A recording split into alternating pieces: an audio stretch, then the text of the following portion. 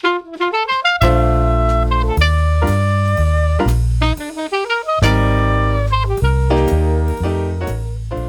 let's talk Lauri Markkanen.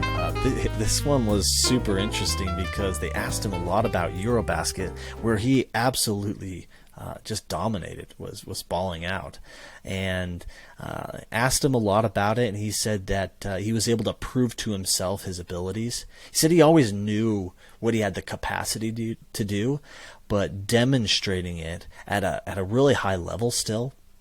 And he recognized too that it's a different game, a different level of competition than in the NBA, but still EuroBasket high level.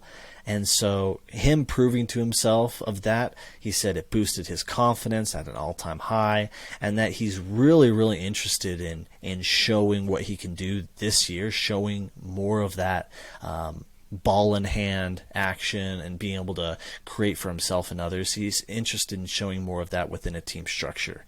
You think about it, and we look into the data, the 3-point attempt rate that Lauri had been demonstrating the last 2 seasons is prototypical of someone who's off ball, catch and shoot type opportunities. 55% of his shots came as threes. In EuroBasket, where the ball's in his hand more, he's the primary offensive engine. 35% of his shots came from three. But here's the interesting part. He had an uptick in efficiency. Over his last 2 seasons in the NBA, 38% efficiency for Lauri Markkanen. In EuroBasket, that ballooned to 40%.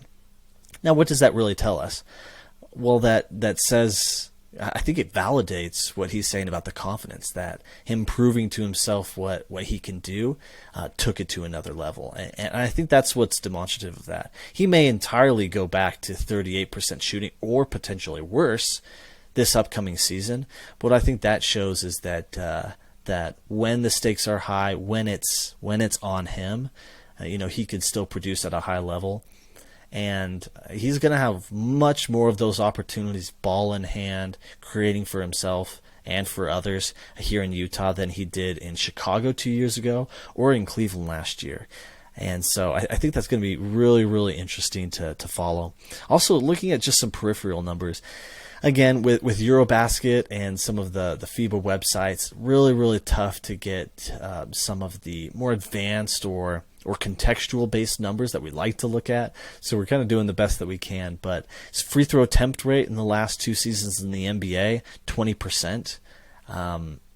That's still indicative of a spot-up type shooter and somebody who is getting those assisted attempts and not really going off the dribble, creating in space, drawing fouls, that type of thing.